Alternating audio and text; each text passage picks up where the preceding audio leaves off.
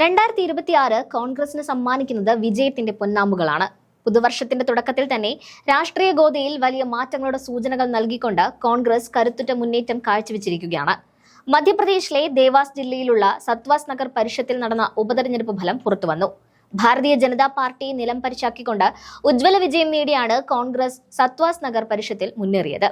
സത്വാസ് നഗർ പരിഷത്തിലെ 9ാം വാർഡിൽ നടന്ന പോരാട്ടത്തിൽ ബിജെപിയെ ബഹുദൂരം പിന്നിലാക്കിയാണ് കോൺഗ്രസ് സ്ഥാനാർത്ഥി സോനം ഷാ വിജയിച്ചു കയറിയത്. കേവലം ഒരു വാർഡ് ഉപതെരഞ്ഞെടുപ്പ് എന്നതിലുപരി വരാനിരിക്കുന്ന നിയമസഭാ ലോക്സഭാ തെരഞ്ഞെടുപ്പുകളുടെ ഒരു കൊച്ചു ട്രെയിലറായിട്ടാണ് രാഷ്ട്രീയ നിരീക്ഷകർ ഈ ഫലത്തെ നോക്കിക്കാണുന്നത്. തെരഞ്ഞെടുപ്പ് കണക്കുകളിലേക്ക് വിശദമായി കടന്നാൽ കോൺഗ്രസ് സ്ഥാനാർത്ഥി സോനം ഷാ 434 വോട്ടുകൾ നേടിയാണ് മണ്ഡലം പിടിച്ചെടുത്തത്.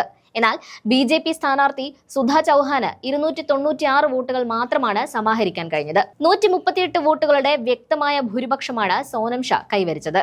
ഈ മണ്ഡലത്തിൽ വളരെ കുറവ് വോട്ടർമാരാണുള്ളത്. എന്നിരുന്നാലും ഈ വാർഡ് ഉപതെരഞ്ഞെടുപ്പിൽ 100-ലധികം വോട്ടിന്റെ ഭൂരിപക്ഷം എന്നത് കോൺഗ്രസിനെ സംബന്ധിച്ചിടത്തോളം വലിയ നേട്ടം തന്നെയാണ്.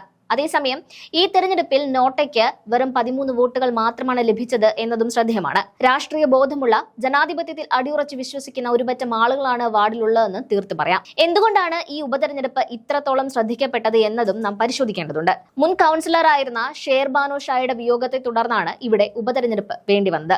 കോൺഗ്രസിന്റെ ഉറച്ച കോട്ടയായിരുന്ന ഈ സീറ്റ് പിടിച്ചെടുക്കാൻ ബിജെപി വലിയ തോതിലുള്ള പ്രചാരണ പരിപാടികളാണ് വാർഡിൽ ആസൂത്രണം ചെയ്തിരുന്നത്. എന്നാൽ ഫലം വന്നപ്പോൾ ജനവിധി വീണ്ടും കോൺഗ്രസിനൊപ്പം നിൽക്കുന്ന കാഴ്ചയാണ് നാം കണ്ടത്. റിട്ടേണിംഗ് ഓഫീസർ ഹരിയോം താക്കൂർ ഔദ്യോഗികമായി വിജയിയെ പ്രഖ്യാപിക്കുകയും സോനം ഷായ്ക്ക് വിജയ സർട്ടിഫിക്കറ്റ് കൈമാറുകയും ചെയ്തു.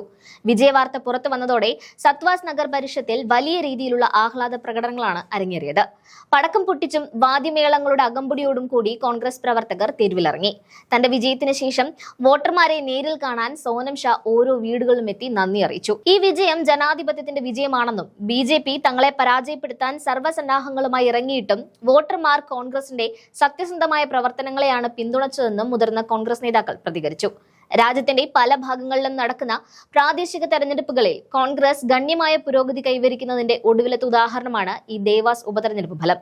ഭരണവിരുദ്ധ വികാരം വോട്ടായി മാറിയോ അതോ കോൺഗ്രസിന്റെ ചിട്ടയായ പ്രവർത്തനങ്ങളാണോ ഈ വിജയത്തിന് പിന്നിലെന്നത് രാഷ്ട്രീയ കേന്ദ്രങ്ങളിൽ ഇപ്പോൾ വലിയ ചർച്ചയാണ്.